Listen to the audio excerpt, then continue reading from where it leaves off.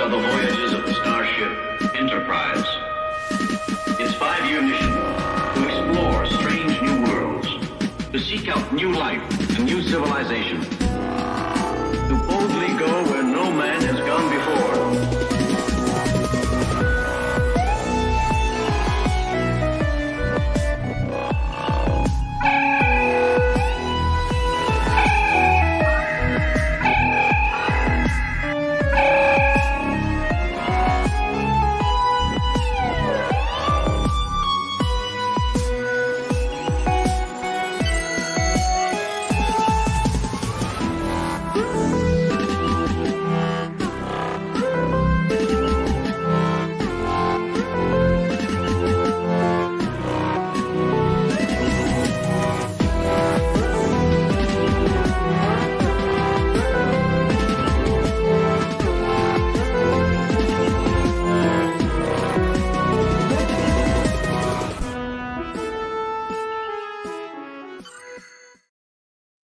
Hey everybody, good evening.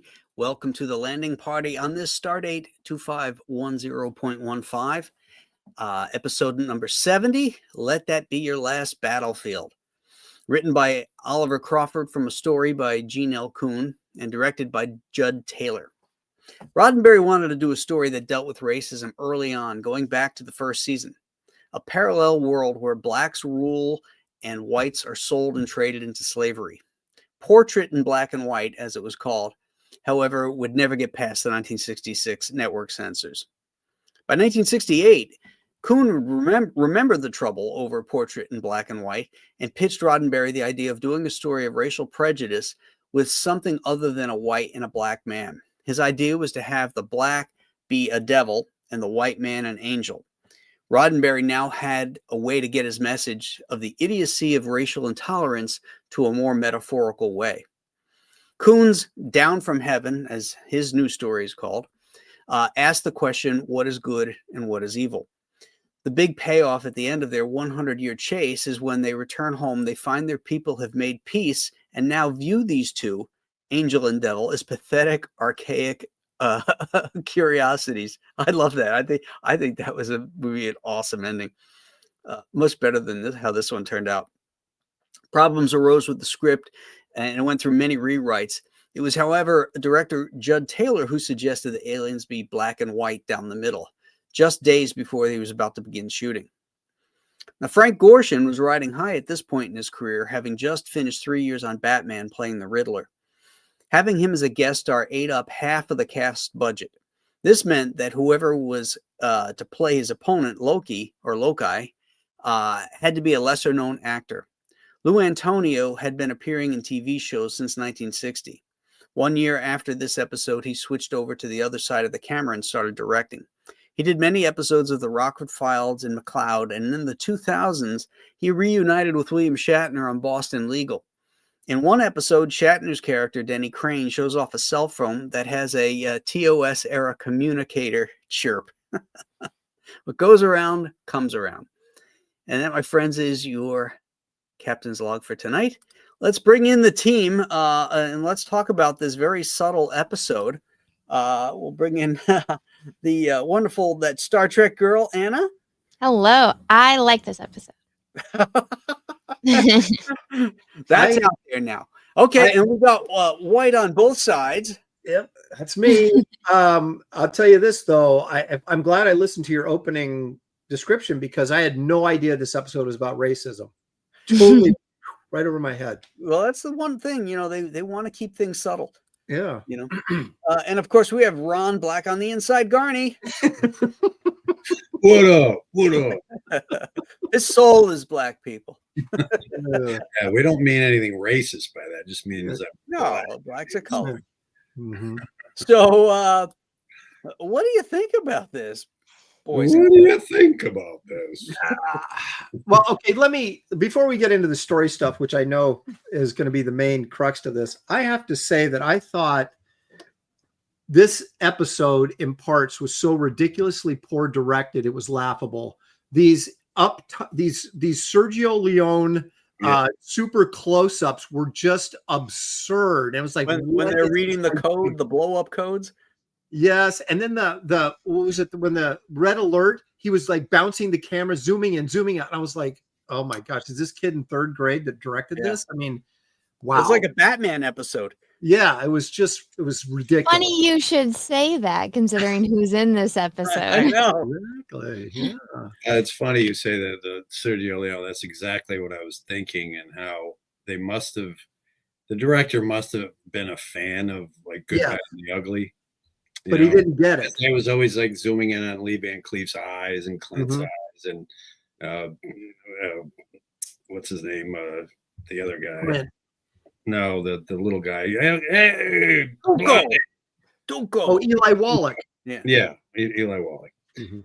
So it was a takeoff on that clearly, and it Yep. really rang through that was what they were going for, because Good, Bad, and the Ugly came out in '66. Yeah. Would have been already out for a couple of years. Mm-hmm. The other funny part is I didn't need to see just how bad James Doohan's teeth were. I mean, he zoomed right in on those mother effers. All crooked, and there's the dental work and everything else. He's from the UK. What do you expect? Canada's not the UK. Bad teeth, I get it. Scotty is from the UK. Oh, Scotty. Okay, gotcha. I don't know how many of you guys though picked up on when Lokai was laying on the medical table. I know where this is going. The camera is below and all you see is his legs and his bulge, and his thing is Shatner's right next to it. Yep. It's like in his ballet pants. Yeah. Yeah. It's like, I'm like, man, can it get any more like uncomfortable right now? Do I have to look at my balls? Right. Couldn't they have just done something else with that? You know what's crazy? Why is Shatner hanging right over the top of it, like talking? His nutsack is like right here. And one nut is black and the other o's white. Yeah. And the black nut is twice the size of the white nut. Oh, It's very They're weird. constantly at odds with each other, like a Nipkow. oh my God. Well, did you guys notice in the running scene where you could see the actor who plays Loki holding the rope? No, I didn't. I missed Yeah. that. So What so rope? the camera is moving backwards, right, to capture this. And so to keep him in pace, there's a rope that he's holding on to so that he can pace himself with the camera. And his hand is coming up and you can see the rope. Oh, I missed it. Why the Oh. hell do you need a rope to keep you in pace with the camera? So Wouldn't you don't just- run into it. you So just you're run always up? keeping the same Yeah, distance. so from you don't it? fall Probably behind it. because he can't look at it, so he has to.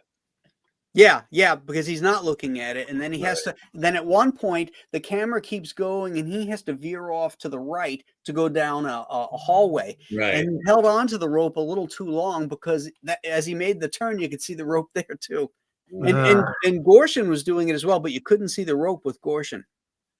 Well, and then they superimposed the burning, planet over them when they're running, which was so cheesy and so bad. It was like, Yeah. Yeah, I don't know if that bothered me so much. I think there's something to be said for being creative, I guess. well, he was trying, but hold he's on. failing, in my opinion. Let me Try to tell you why that happened. Normally, they overshoot the script, and that way, in editing, if they're running a short, they can put things in there, and they'd have the more freedom to edit the story out more smoothly. At this point, they did not have the money to shoot anything but what was in the script, and they ran short. They didn't have enough time on the clock.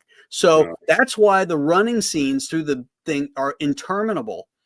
And they put the burning buildings in there because imagine what those scenes would have been like without them. Yeah, well, that's why wrong. it was a little more creative. At least it made it Yeah. interesting.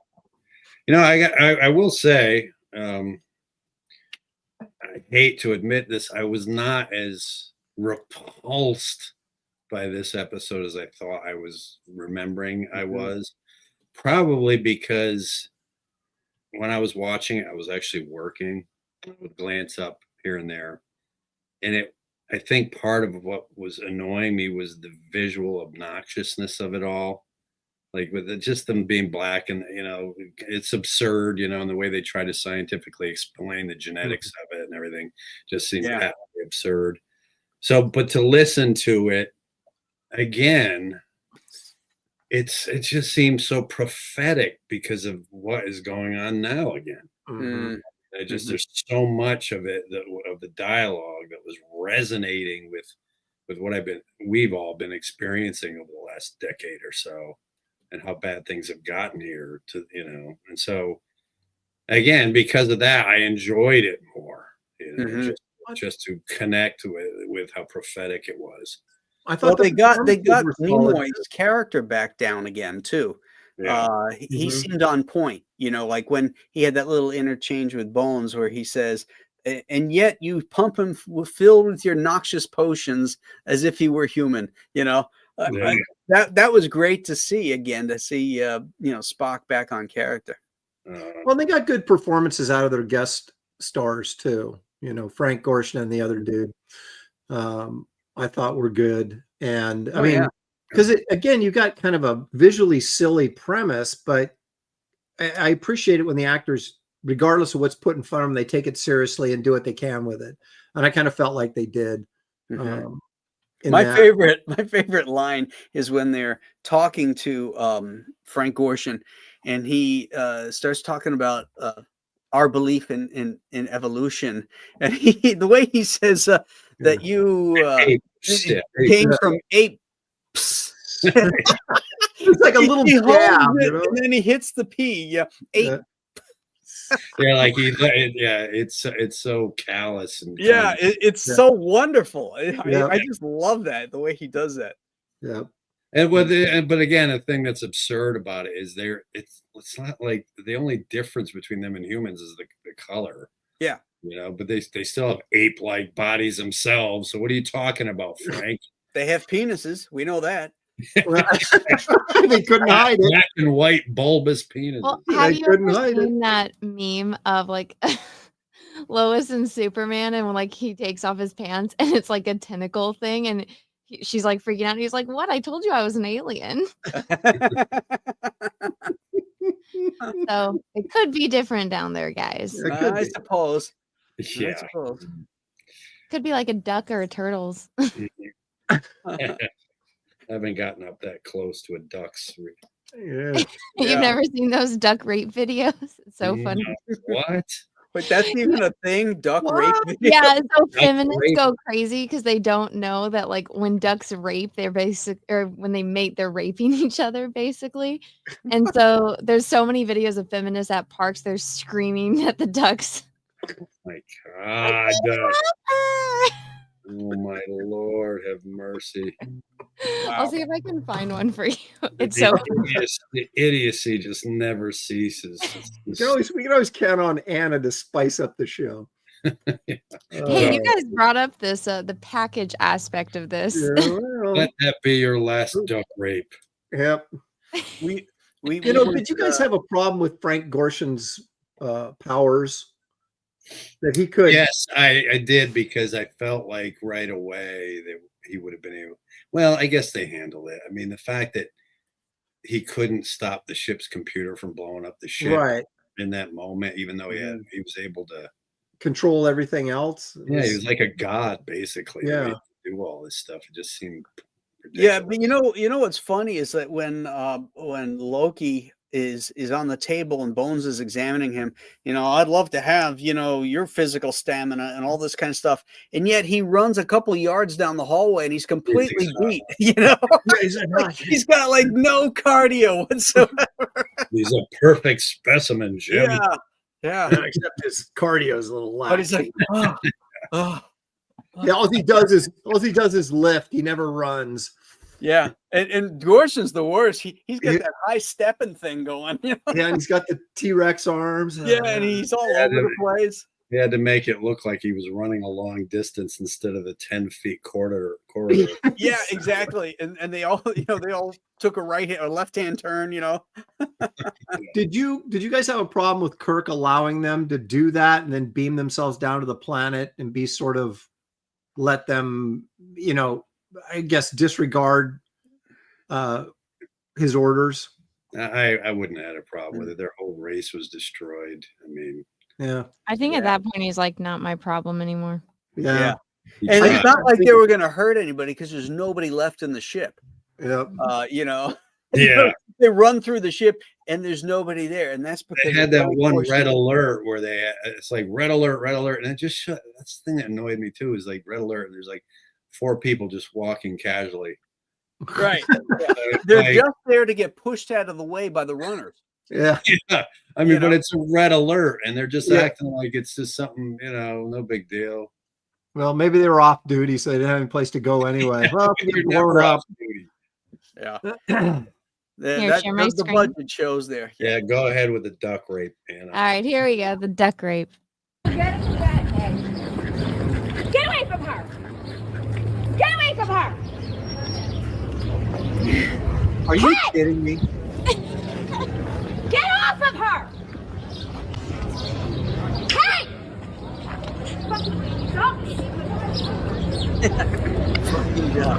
Stop it! Oh my God. Damn it, get us a net! What is wrong with these people? Is everybody just standing around?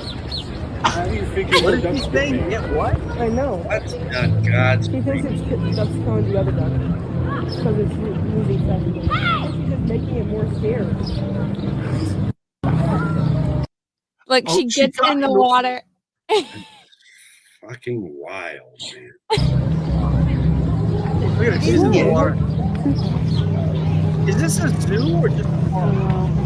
I don't know where Lake Arrowhead, California. It's a lake. Of course, California. Sure. There you go. Absolutely crazy. Come on, Star What? Trek girl. This is your home today. He's actually in the water now? Yeah, it's right there. California. There you go. There she is. She doesn't know how ducks mate, but so yeah, there's a few more videos like that, but that was the main one that went viral. Yeah, So is she yelling at the duck because she knows that male ducks actually rape the females, or she just viewed it that way and felt like the duck was attacking the other one? You know what? I don't know because I don't know her, but Well, her yelling, "Get off of her," should be your clue there. yeah. And then screaming at the people. She must have heard that ducks rape or something. Yeah. Well, like the female ducks obviously squawk and like try to get away. You Well, know? it's no different than humans until you I see know. I it. was going to say, how's that? They have the right combination of words, and also I know, but like for her to like that's how it works, that's where baby ducks come from. Well, and it's like she's yelling at the people. You guys are just standing there watching. You're not doing anything, and everybody's like, "What?" It's like they're ducks. They're doing duck things. do. My God. We were at the zoo this summer, and we go to the gorilla pen, right? And know. there's like these 2 females in there, and this one, male gorilla, and he just comes running over at one point, and the one female sees him, and she bolts. The other one doesn't see him, and she just gets down, and he gets on her, and he's like, bam, bam, bam, bam. Oh my God. And we're sitting there watching it. And my granddaughter is there, and I'm cracking up. I get the camera out. I'm filming it because I got to. Oh my God. Never seen that happen before. He was in and out in like 30 seconds, and he just kind of ambles on off. And then when we came every back, now and down then, to sleep. Grant, it'll be a Saturday night, and him and his wife have nothing better doing it. He's like, "Hey, want to watch that video again?" Yeah. Gorilla video. Hey, put the video in, honey. Dude, the gorillas at my zoo, they just look like soulless. Like they're dead inside. They just lay there looking miserable. Like, just kill us They now. usually are like that too, but this is the first time I ever saw. You went during mating season. Yeah, I guess so. it was hysterical. Mm. So we've gone on to animal procreation. Yeah. from a You movie. guys brought up the bulge. We didn't bring up duck rape. It's true. That was you. That's on you. I was just pointing out that aliens are different, so their anatomy might not be the same. Like Spock has green blood. Still has nothing to do You with. like this episode, duck Anna. rape. Tell us why. Tell I us do why you like this episode. I think it's hilarious. Okay, so you think it's bad? But it's not funny? written to be hilarious, so it fails. I don't know. It got the point across. It doesn't technically fail. Well, I they like the way hammered the point across. I like the way Shatner pleads with what's his name? Belli. Yeah, at Belli. the end, it was total Shatner over He's the like, top. it's like Belli, like he pleads with him like that. Stop. And you. Don't you? No, right before he goes to run off the chase. Right, he's Yeah. got him. He's going into the whatever, the elevator thing, and he's just like, Bill, you got to quit hating. I just think like Loki is you need these people's help. And instead of asking them for help and being nice and telling them your sob story, he's a fucking asshole. He Well, is. they both Just were. They couldn't Throw him contain off the themselves. ship. Well, the other guy is at least like a little bit Yeah, more you diplomatic. tend to, yeah, sorry. know. You definitely tend to lean more towards the side of order. Yeah. Yeah, it's Because like, we- okay, I'll believe this stand-in racist character because at least he's polite. The other guy's an asshole. least Like, he's I don't want to trying. help him either. And How then, about when here- Spock here's- is overhearing I was just them going to say talking, that. right? And the door is halfway open. Now these doors are either open or they're shut. I know. It's You know, like, what happened It's there? not like It got a stuck. house door that can swing open. It's open like this, and he's listening, and he can hear them talking. And you hear Chekhov, and you Yeah, hear and Sulu, how and the, the camera goes in, and Chekhov's not even in the room. yeah, well, I know. And how the fuck did Chekhov and Sulu get down there from their post anyway? Like, Yeah, to listen to this firebrand. Bless you. that was crazy. I know. Well, he was stirring up the rebels. You He know? should have been with crew members, not Sulu and Chekhov. I mean, Right, exactly. But again, they didn't want to pay any extras. They'd have to pay them or something. Well, if but it was anything, you'd really- think that Ahura would be more prominent in this episode with more Well, she lines. got one good shot as Yeah. they zoomed across when he got the ship back, or when he zapped when he was zapping the consoles. Mhm. Cut to her face. But yeah, I mean, I do think that the episode was pretty intense. You know, listening to it again, I have a heightened appreciation for the message and the danger of propaganda and Mhm. hatred and you know, in this case, it's more ideological. I mean, and the race bit is used as part of an ideology, whereas here it's just flat out racism. You know, they just hate each other because of the separation of their, you know, the skin. But you know, in this day and age, it's ideological, where that has garnered not garnered, but absorbed racism as a tool to spew their propaganda. So it's a little bit different, but it's still just as intense nonetheless. I think it's funny it took them like so long to realize what the racism was about. Like, oh, he's black Well, on the wrong side. but I remember even seeing it as a kid, and I was like, yeah, I didn't get it either. What? So what? So he's black on the right side and white on the left side. Ooh. Yeah, that Even was as a nice kid, I reveal. was like, so like, you know. And I thought Spock and Nimoy at that point looking at each other like, Yeah, I know Yeah. they were like, I failed to see the significant difference, you know. And Yeah. then Spock goes into a thing about Vulcan and how they overcame it. And then I did like the one part where Scotty was like, they make me sick or whatever. And Shatner's like, Kirk is like, you know, it's starting to get to you. So basically turn it off. Don't talk about it. Yeah, yeah. They're Because that's bringing what their war to the ship. Yeah. You know. And people get infected mentally and emotionally with that. Yeah. Exposed to hatred. And there's a good lesson there because it's true. The more you immerse yourself in it, the more pissed off you get because you have these opinions or you see what lies are being told. And so Well, people enter an echo chamber, you know, and then they spout out the stuff and listen to the stuff they want to hear. And it bolsters their opinions of things, no matter how wrong they are. You know, they're not being challenged. And that goes like to Charlie Kirk would challenge people about things, you know. And well, unfortunately, he was I don't even think even he realized what he was dealing with so much. You would think he would have. But I mean, these people are truly, truly lost. And it's like he's trying to guide them out of this darkness. But the problem is that they have never experienced anything other than what they've been conditioned to believe. Mm-hmm. There's nothing you can do unless they experience things. You can't sit there and tell them. Right. I mean, it's a well-known psychological fact that the more you try to tell people, show them the facts or tell them they're wrong, the more they dig their heels in, and their brains cannot, they rebel against what you're saying because their brains cannot afford having their reality upended because that's all they know, And so that's the thing that Charlie Kirk, I don't think he understood. I think a lot of people don't understand that in this day and age, that you can't reason with them. You can't barter. You can't. Some people have to come to it on their own. It's like when Kyle Reese is describing the Terminator. Right. Yeah, basically, or like the Borg, or Yeah. But you see, some people do. Some people have half a brain, like Bill Maher. Even now and then comes around, and he lately a lot. He's been saying, because I'll give him credit. He's refused to allow it to consume him the way it was for a while, because it's it's such he has a good sense of self-preservation. Yeah. So, and that's what it takes.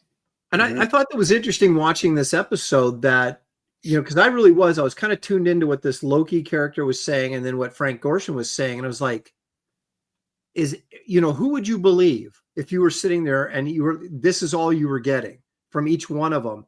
And it was like, and Anna made the point that at least Frank Gorshin, at least sometimes, was in control of his emotions where Loki never was. So I was that way too. And I think Kirk and Spock kind of leaned towards Frank Gorshin, sympathized with him that this guy was probably not a great guy, but we can't just, we've got to go through due process. But it was interesting sitting there because you would have moments where you're like, yeah, I think Frank Gorshin's right. And then he would lose it, and he would go, those stinking, and you go, oh, wait a minute, maybe Frank's You're crazy. not gonna. Yeah, exactly. But so that was interesting because being in that situation, it was like, who do you believe? Yeah, and you don't know how much of Loki to believe, how much of his claims of oppression are not just a matter of relativism. Yeah, right. It's perspective. Well, Frank Gorshin made that point in the episode at one point about we provide this for you, but it's not enough. It's just so that we can agree upon that he is a criminal. No, we can agree upon that he stole a shuttlecraft. So which is a criminal act. Getting suckered into his argument. He wasn't going to pick a side, but he was a representative of the country, whereas the other guy we know was a thief. So that's why he gets to have dinner with the officers, and the other guy is bitching and moaning to a bunch of losers in the rec room. Well, like, which one would you want to spend time with, the crazy asshole or just the guy that's doing his job? Yeah. It would be much different if he was dressed up like in a Nazi uniform. Then it's like, okay, maybe I don't want to have dinner with you.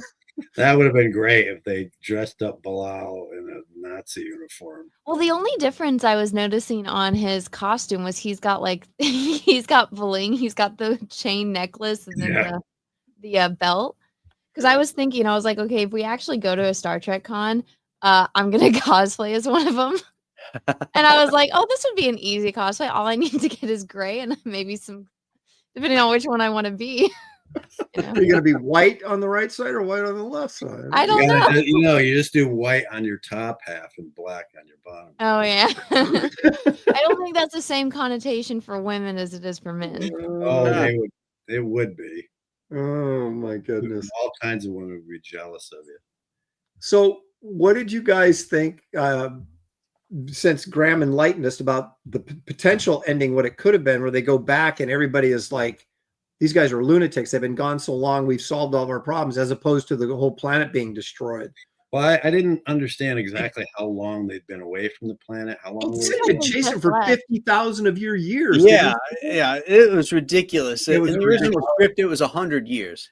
Well, that was Well, that's what I was thinking. Is like, because he said by your he said by Earth calculations or something, but I was thinking how when you're traveling through space, more time goes by on your planet than you are out in space. Like you could get to, I guess there's a theory Not that, in Star Trek's world though, because well, that's they're what I'm thinking. I'm like, Yeah. I don't know if they were, maybe we're alluding to that, but they're 50,000 years old, those two. I mean, right.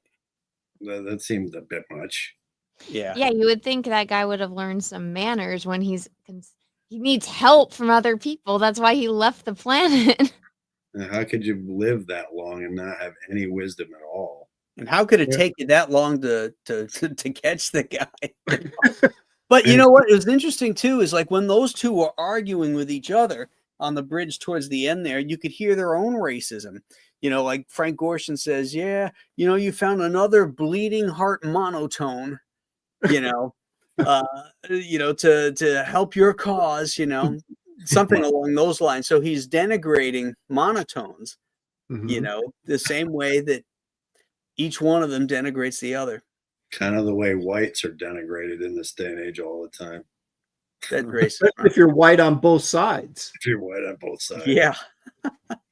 it's really bad. Which is hilarious anyway, because nobody is truly, I mean, we're all. I know white, this is white. I don't know Yeah. anyone that's this but white. you all have different ethnicities in you from wherever you're from. You know what I mean? Like Irish, I assume, and you know, and same with you, Aaron. You're Italian. I'm Italian Indian. I mean, you know, so it's just absurd. The whole idea of it is absurd. The only people that should really be called white are albinos. Yeah. Because white is the absence of pigment. Mm-hmm. We're really arguing about culture, though, not We're more skin pink. color. Skin color is an easy, you know, but it's all about It's a culture. signifier. Yeah. It is about culture. You're right, Aaron. Mm-hmm. Culture. So where are we Well, I at? thought it was funny that Kirk he's like, all right, they're gone. Let's just leave them to like fight each other for the rest of time on this planet where there's no one and just everything's in rubble. On this dead planet, you know. Yeah.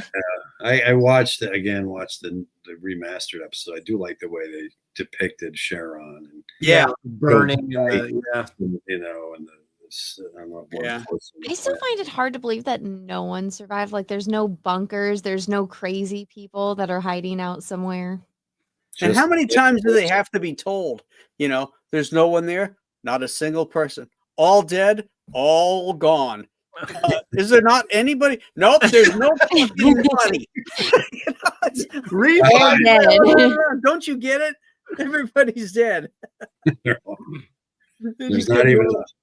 Well, it almost is like a Planet of the Apes vibe, right? They're gone so long, they come back to their planet and it's totally wiped out. Now that would have been a fun twist. There you go. Yeah, the apes are taking off. You or mean ducks? Ducks came over the planet. What if they got back and it's all AI? It's like what's his Brainiac took over their planet. Get a little DC reference in there. Yeah, it could have happened. That's when they say no one's alive, and it's like, oh yeah, no, like living being is alive, but hey, this computer program's kicking. Well, how many civilizations in Star Trek have we already seen that have been wiped out with only a computer remaining to keep the? I don't know, was that like an episode ago or something? Yeah, it just really wasn't that long ago, was it? What if Landru were down there? What are you going to do then? Festival, baby. To hang out with. Yeah. They should have dropped off Khan on that planet. Oh my God, they could have used all that stuff that was there to take over the world. Yeah. Yeah, he'd have rebuilt the world, you know? Yeah, very little resistance. Yeah. It's too bad when they remastered it that they couldn't do something with the running scene with the burning buildings behind it, because it was clearly, World War II stock footage. Mm-hmm. It would have been neat if they could have maybe made it look like alien buildings and stuff, No budget, Graham. They spent it all on Frank. No, I mean in the remaster. The remaster. Oh yeah. It looked like ancient Rome or something. Do you guys know when they remastered it? The 90s.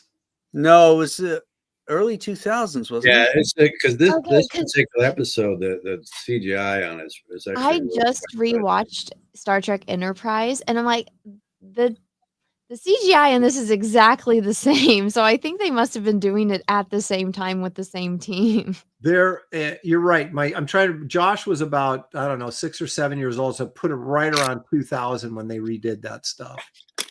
They did some good job, like when the Enterprise was flying in circles and he's making them fly, and it shows the Enterprise curving around in space. Like, Scotty had a good line.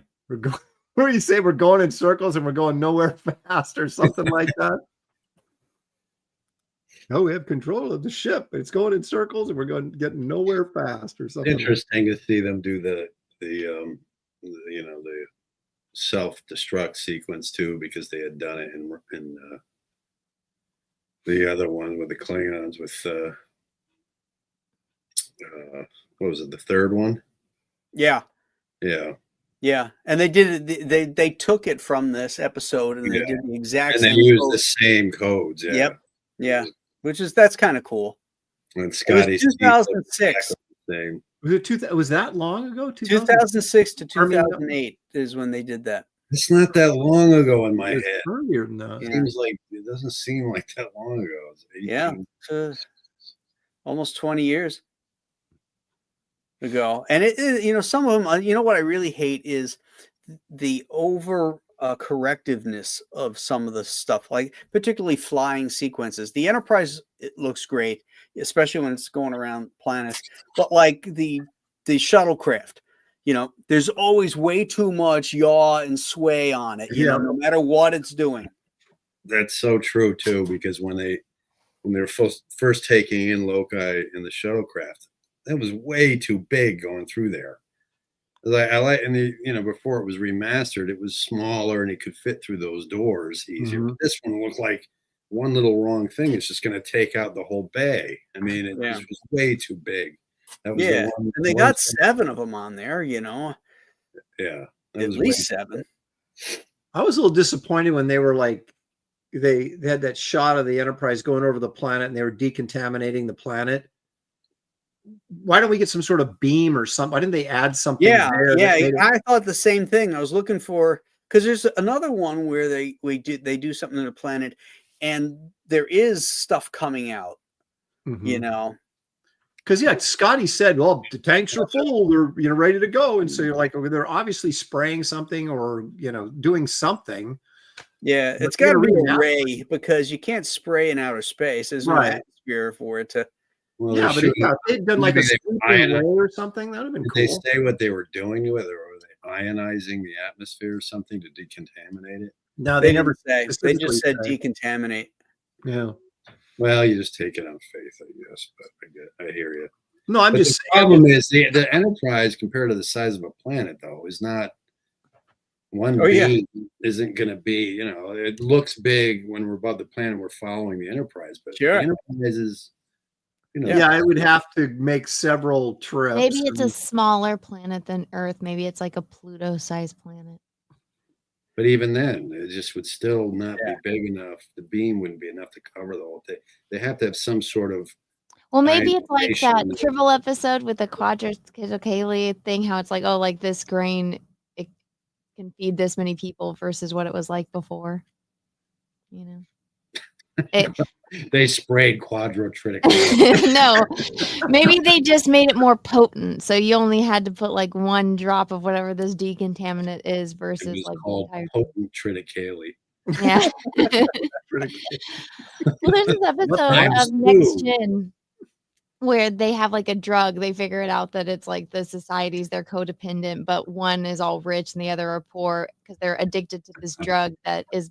They're told is medicine, and they're like, oh yeah, it's more potent. Yeah. So it's like more addictive. But they make it less, So maybe it's like that. Hey, I like it. I like it. Let's do it. My head cannon for it. All right. I guess that's it for this one. What else you got, Aaron? Aaron. That's all I got. Is there anything else that pissed me off about this episode I need to throw out there? You know what I liked about this episode that I didn't really positivity. Well, I didn't really notice it until today when I was watching it. Really, is that obnoxious to you? I'm listening. Go girl, you go, girlfriend. It's so when they're talking in sick bay, the asshole guy, every time they're zoomed into him talking, it's always the black side of his face that's like they're zoomed into. And when the other guy shows up on the bridge, they shoot him from the white side and he's all polite and they're like, oh, I'm here. I'm trying to capture this guy. What are you And- trying to say, Anna? Well, I'm trying to say they were trying to say something. I just want to hear noticed you it today. verbalize what they're trying to say. So noticed that. low guy was like the Malcolm X, and you know, the other guy was I don't know who Who the hell would the white? Who would he be? John F. Kennedy? No, because Kennedy wasn't that temperamental. Who would he be? Maybe a Ku Klux Klan member. Oh, maybe. Who was the guy that was in charge of the FBI I at don't the know. time? I know it's supposed to be about like black and white, but I got more of the Nazi vibe from it, like, you know, a Nazi versus a Jew.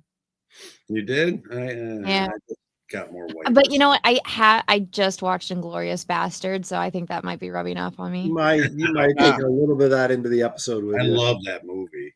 It's such a great movie. Such a great movie. He just blew it for me in one moment. Like when she's in there putting the reels on, all of a sudden he starts playing David Bowie. I like David his Bowie. soundtrack. I'm like, what? Yeah, I love David Bowie too, but But yeah, he wasn't a alive World yet. War II movie. What are you putting David Bowie in there? You know, my daughter was Like, born to David it Bowie music. It just threw me right out of the movie. Like literally, I'm like, what the fuck? And she's putting on her lipstick. Like all of a sudden, it was MTV in 1983. I'm like, what, dude? What are you doing? You had a masterpiece here, and you blew it in that one moment. Yeah. Dude. I remember thinking it was very derivative. A lot of his films are, but like this was he steals stuff from Grindhouse Pictures, but also A Pictures. You know, in this case, The Dirty Dozen. You know, the idea of trapping them all in that building and lighting them up. You know, that's what they did in The Dirty Dozen too. You know, Yeah. Well, he's definitely. I mean, he doesn't hide his influences and. Comes right out and says, well, you know, hey, okay, so I took it from Dirty Dozen and I love that scene. I thought with Hitler in it, you know. So he puts that stuff in deliberately. Yeah. So at least he's not, you know, he's not claiming that he's, you know, it's original. He just loves it so much that he kind of creates his own style out of it. Yeah. I think the two best movies are the ones where he doesn't do that. And that was Jackie Brown. And he was working with a Elmore Leonard script, so you can't go wrong with that. And then his last one, Once Upon a Time in Hollywood. I love that movie. I say the exact same too, right when you started saying that. Yep. And Once Upon a Time in Hollywood and Jackie Well, there's Brown. like a reference to Inglourious Bastards in Once Upon a Time in Hollywood. Was there? Yeah, it's one of the characters. I think Leo's character is related to the Brad Pitt character, or vice versa. There's like a mention of it. I saw somebody talking about it, and I guess it's in the book. That's cool. Yeah, there's a lot of stuff fleshed out in the book, from what I understand. Well, because he took from real sort of urban legends, like with Judo Gene LaBelle, which the Brad Pitt character kind of played, was based on Judo Gene LaBelle, who was a stunt man, who was a judo expert, you know, a very famous judo expert. And there was supposedly some confrontation with Bruce Lee, but it was a friendly one. It wasn't anything, you know, Tarantino made it big and made them actually fight and had, you know, the Brad Pitt character kick Bruce Lee's ass, and his family came out and said that's bullshit. They weren't happy about that, but that came from a real story about what happened on the set with those two. They were saying he talked about that on Joe Rogan. He's like, because Joe asked him like, "Oh, are you like upset about any of the critics?" He's like, "No, the only one who has a valid opinion on it is his daughter, because that's her dad." Yeah. And then he goes into like, he died at his mistress's house. This guy wasn't like somebody to really be idolized. Oh, Bruce Lee? Yeah. Oh, is that right? I didn't know that. Yeah. He had an aneurysm or something. They killed him. Yeah, supposedly. I remember watching that movie. I saw it on a plane actually, for the first time. And when it got to the end, I know what happened with the Sharon Tate murders and all that kind of stuff. And I was afraid it was going to be one of those endings where as they walk up, because the gate opens up and they tell them to come on up, and it's kind of got a creaky, rusty sound, very foreboding. And then he goes up there, and then, I thought for sure you were going to see, the girl comes out and they're going to go in. Then you were going to hear the screaming and stuff because the Mansons were already in there, and it was going to end like that in real life. But I never realized going into it that this was a fairy tale, Yeah. It's called It was Once a what Upon if. a What Time if? in Hollywood. It was just a what if Brad Yeah. Pitt was legit the guy Well, who it's saved, kind of his saved the day. alternative world. That's why Inglourious Bastards was the way that it was. That's why all of his movies. Yeah. It's like our It was like world is taking our reality and turning it into a happy ending for a movie. Yeah. Yeah, I remember watching the end of that too, and I was thinking, if they go up there and I have to sit there and watch them slaughter Sharon Tate, I'm going to be so disappointed with this film. And then it dawned on me, like Anna just said, well, it's Once Upon a Time in Hollywood. This is a fantasy of what we wished how it had ended. Well, that's what he does, though. In Inglourious Bastards, that's what he did to Hitler. It's what we wished would have happened to them. Mhm. You know what I mean? And especially Sharon Tate, because she was a beautiful movie star. It seemed like a real wonderful spirit from everything I could gather. And the fact that she was pregnant, it's like you want these. And Brad Pitt's character in that, and his pit bull, and everything what they did to those was so satisfying to Right. watch. Yes, exactly. Ultimately, just wonderfully satisfying. Mhm. Yeah. And because that's what you would want to do to them. And when he bashes the girl attacks him, he puts her face right through the fucking phone. And Yeah. Oh yeah. When he know. takes the dog can and It throws just- it and just smashes her Yeah. nose, Yeah. Bloody all over the place. Yeah. and the dog's biting the guy in the balls. That guy was he became pretty famous. What's Yeah, Tex Yeah. something. right? Austin Butler, yeah. Yeah, he Oh, played yeah. Elvis in the The actor. And he was in the latest Doom too. was he? Mhm. Doom thing. Yeah. He played He was in it like character. not iCarly, but some equivalent of that on Disney Channel back in the day. And then now he's just gotten more and more pristine Ah. roles.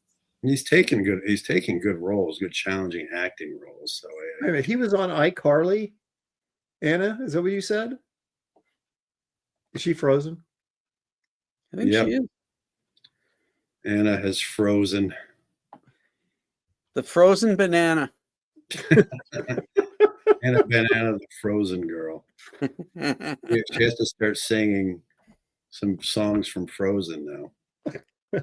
Well, this is a perfect time. I Those think are ready. maybe Highway to Hell to unthaw her.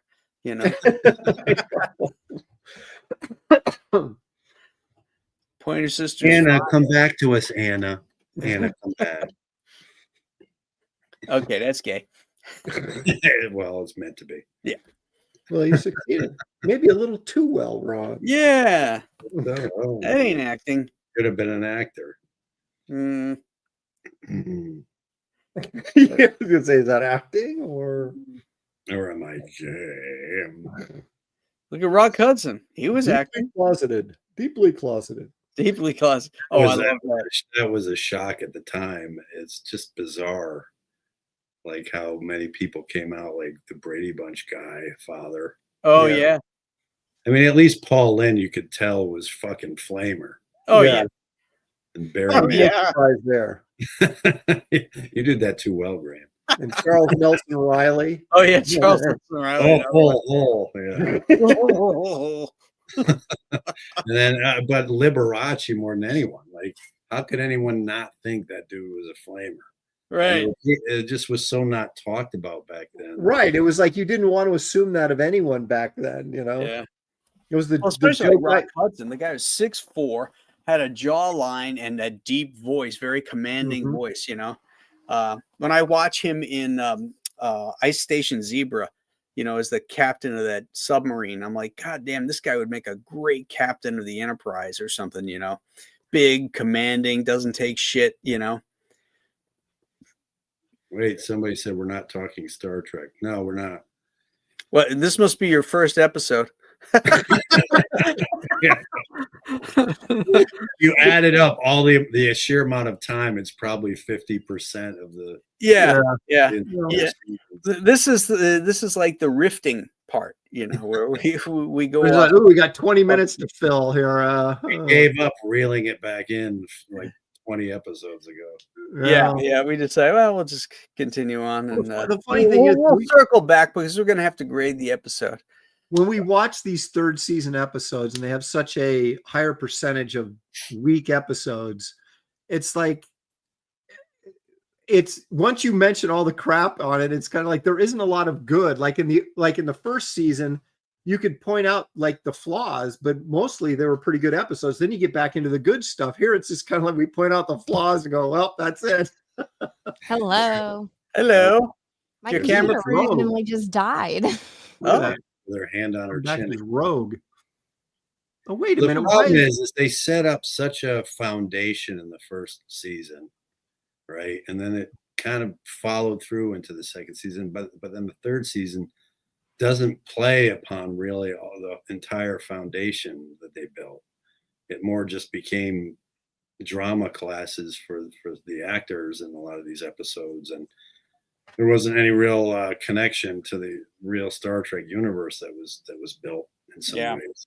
Yeah. And how many times have we said, boys, they didn't write Spock on character this episode, or so and so didn't, it's like they didn't even pay attention to the 2 years before. They were just doing whatever, which is very. They attempted to in this episode connect it a bit. They talked to the Federation, they read back but it would have been better to have somebody from the Federation, talk to them about it. Just put those things in. Those things that anchor you. Put what in? Like when because they got to have them talk to somebody in the Federation. They got a wire from the Federation saying that unfortunately, they got a we can't let you go to Sharon. Blah blah blah. Yeah, but they should have had. They'd want to contact them and open up diplomatic relations. What I thought was funny though was when Kirk's like, "Oh, the planet Sharon, that's in the uncharted region of space at the edge of the galaxy." It's like all these planets now are uncharted. Yeah, but well, wait a second.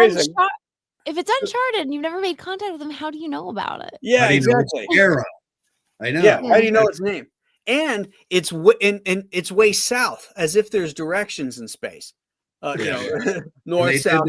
They did that in the southern region of the galaxy, really far away. Well, don't they go based off of the center? So, like the center of the galaxy, that's how the quadrants are designed. So, like Earth and most of the Federation's in the Alpha Quadrant, Vulcan's in the Beta Quadrant, along with like the wormhole and all that. Then there's the Gamma Quadrant, then there's the Delta Quadrant, and so they go off the center of the galaxy and then out. So maybe that's why. Well, I was going to say they did the same thing in The Twink of a Guy, where they named the planet, but they had never been there before, didn't know about it, but they knew the name of the planet. So, well, maybe they had probes or whatever, and they just haven't manually explored there yet, but they know it's there. I don't know. But still, how would they know its name? They were better about that in the first and second seasons, because they would come across planets that they didn't know what they were, Yeah, because when you first encounter the Romulans, it was this cool, militaristic thing, the neutral zone and, all these uncharted areas, but they knew who they were, but they established how and why. And no human had ever seen one. Right. So it was cool like that. You know what else bugged me about this episode, now that you guys mentioned that? So they have like Frank Gorshin takes over the ship, right? And then they do the whole self-destruct thing, gives him back the ship. They go to the planet and decontaminate the planet. Then he takes back control of the ship again. And then like in 30 seconds, they're at Sharon. Like I thought it was that's what I'm saying, how fast they got back there. Yeah. He's got magic powers. He went warp 70 and they were there. Yep. Which makes you wonder, why were you chasing that guy for so long if you can do that? Yeah, exactly. You couldn't have used those. And didn't Loki had none of those powers, just Frank Gorshin. So it was like the white on one side had the brain power, but Loki, the black on the other side, didn't. It just makes the whole idea of him having those powers to begin with was such a Right. Right. There's such a lot of ways they could have got around that with just a little bit more thought. He had all those powers. He could have grabbed the shuttlecraft himself with his mind. Right. I mean, it's one thing if you got like this electric charge, but what's with the mental thing? Will you release the ship back to me? Why not? And boop, okay, it's back to you. Yeah, he just closes. Where'd that mental thing come from? He's like bewitched, just wiggled his neck. Yeah.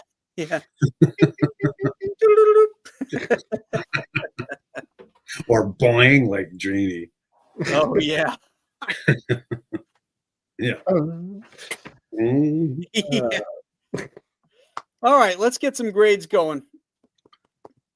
Now, see, Anna should be up here because she has to grade first, and now I've been put in an uncomfortable position. I'm the last. No. First. I've been put in an uncomfortable position. That's right. I want Now I'm in an uncomfortable. I think this is a very iconic episode of Star Trek. You guys are all gonna get so mad at me. I give this a 9. What? but Ron, City on the Edge of Forever is a 0. That's trash. You This get is a that away. 9. This episode. Whatever. This episode is hilarious. It's fun, and it's got aliens in it. Everybody knows about this episode is great. Every episode has aliens in it. Not really. Every single episode has aliens in it. You knocked her back down. No, that's terrible. That is not true. What Court one Marshall does not have. Well, I guess Spock. Never The mind. You're M5 right. unit doesn't have aliens. has Spock in it? M5. Oh, all right. Yep. All right. Excluding Spock, Nice there's a out. few episodes that don't have aliens. So a 9 for Anna. Wow, Ron, we're just gonna disregard that entirely. Remember we were talking about Charlie Kirk before and how I was making the point that he's, there's no getting through and there's no. He seems to jump to mind when she says these lunatic sort of assessments of these, but I totally understand she feels the way she feels about it. I don't have to. There's Anna's other 9s are Muck Time and Mirror. Mirror. You would put this on the same level with those? Wow. You put this on the same level as a Mock Time. Seriously? And Well, Mirror, that's what I'm thinking about it. I'm like, I would pick a Mock Time over this one, but I still think it's an iconic. You don't have to give this a 9, Okay, well, out of all the ones I've watched recently, it's closer to a 9 than anything else. Again, we're gonna have to use the excuse. Yeah. This is the third season 9, is what you're saying. Different scale. All right, Ron.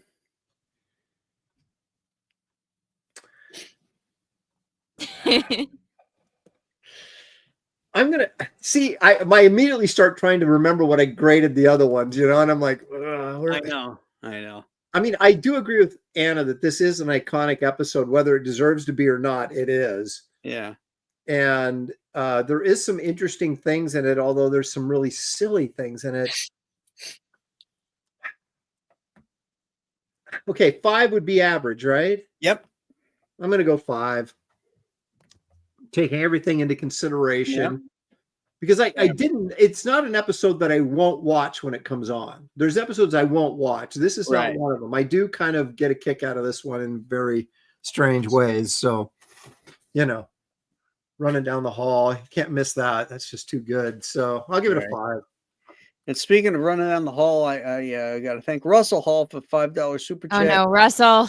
In honor of this iconic episode, I suggest we all take a moment to enjoy Anna's recent cosplay as X-Men's Storm. Oh my God! Did you put something up recently? No. Did you Okay. wear blackface? I did not, but somebody sent me a Storm cosplay and they paid me $200 to put it on. So I did. And then I was laughing because I'm like, this doesn't look right. I said, somebody can take a photo in What is AI. that even like to have somebody send $200 for you to dress up in a costume? Well, I usually have it at 100, but I didn't want to do it. So I said, you had to pay 200. And I want people to do that for me. I don't know what they You can start a YouTube channel.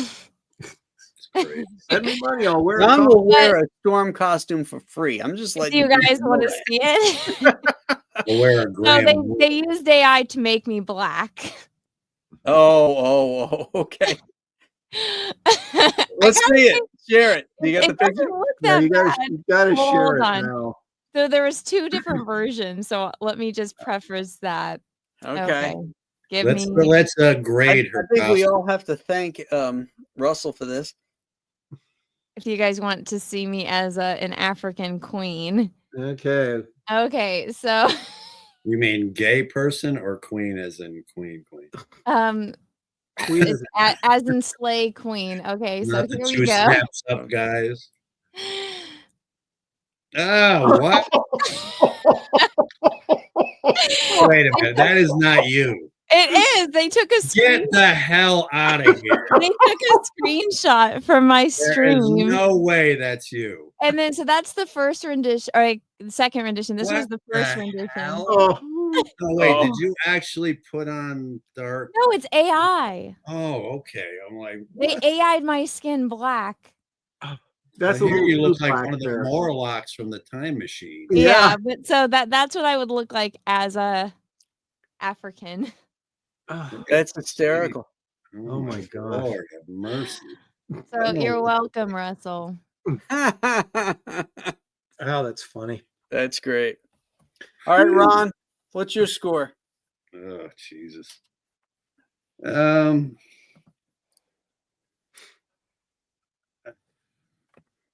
have to take points away for Gorshin and the other guy. They just seem like Batman villain. I can't get past Batman with him. Mm. The way he acted and ran, he's just too Riddlery for me, no matter what. And they paid extra money for that. Yeah, you paid extra money, but I'll bring it back up a point for them.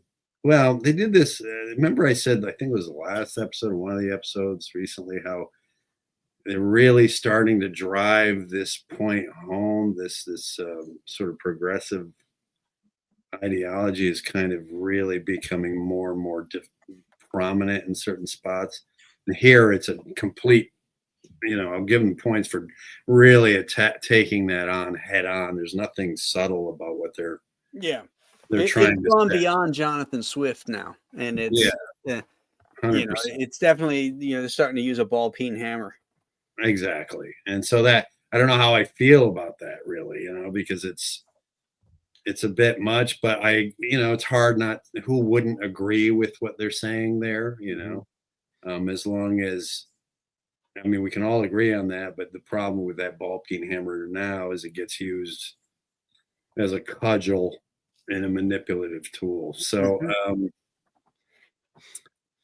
yeah, geez, what would I give this? I'll give it more than a 5. I'm gonna go with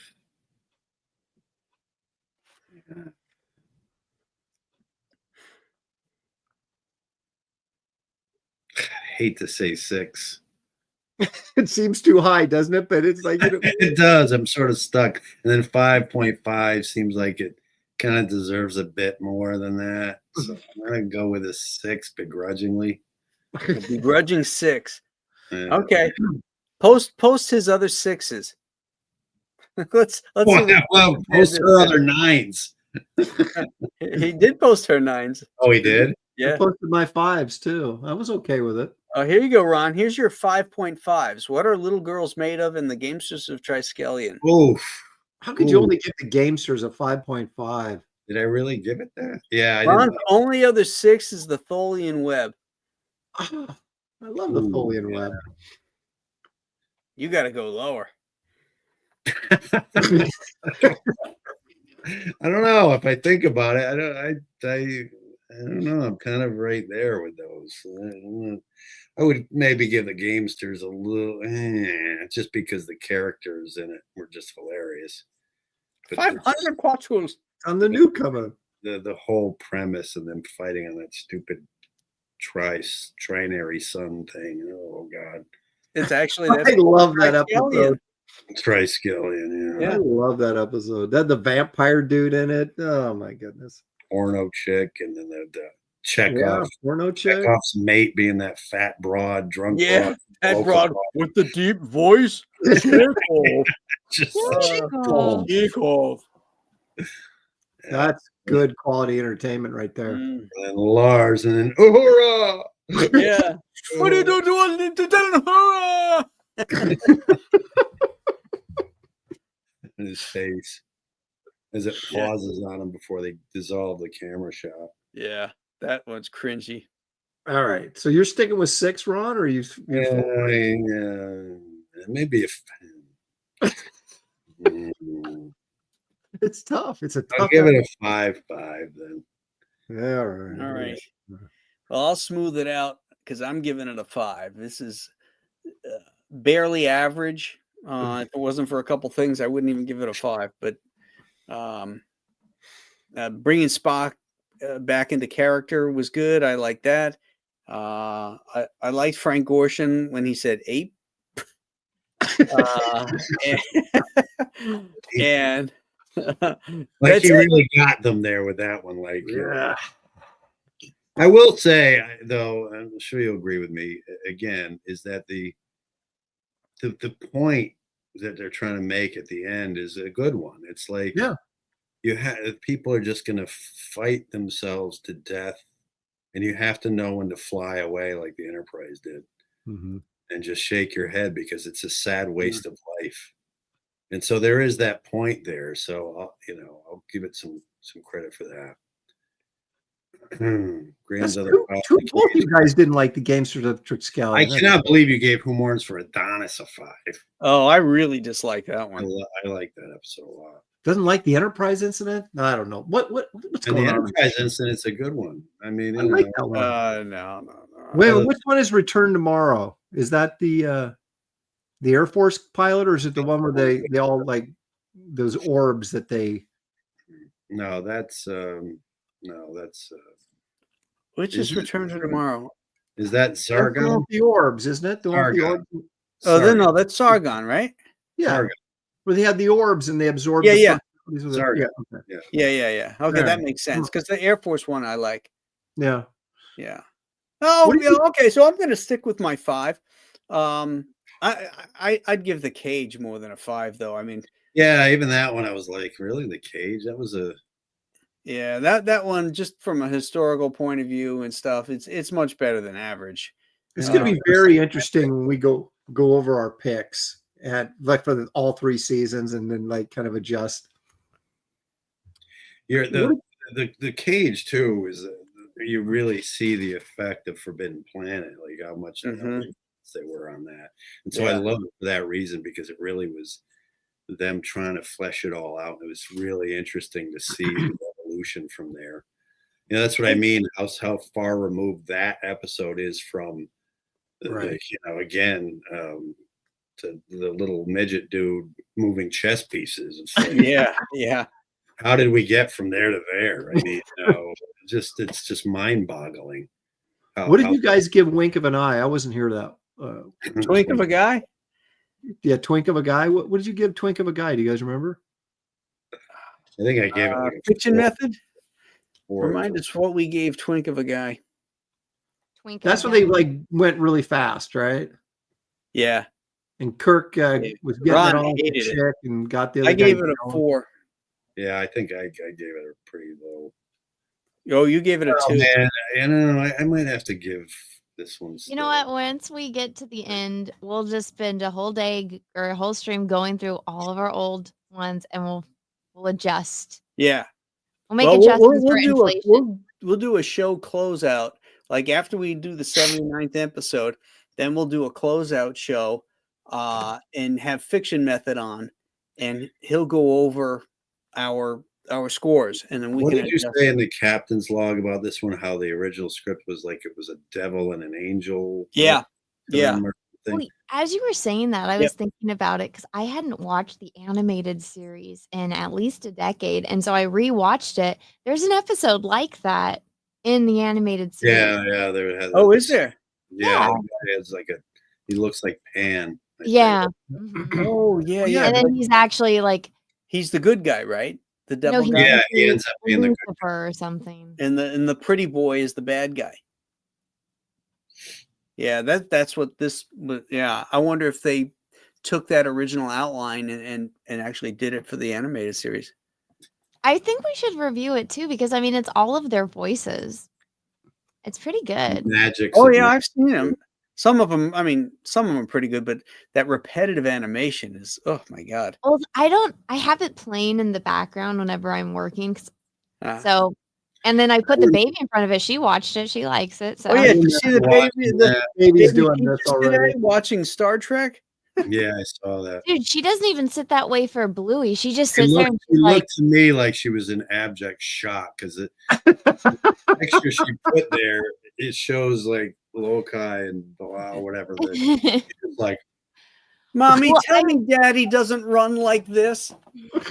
yeah, you're corrupting that child. I think it's a mixture of the music and the At least colors. put her in front of City on the Edge of Forever. Yeah. Show her I the don't need good to one. watch that one.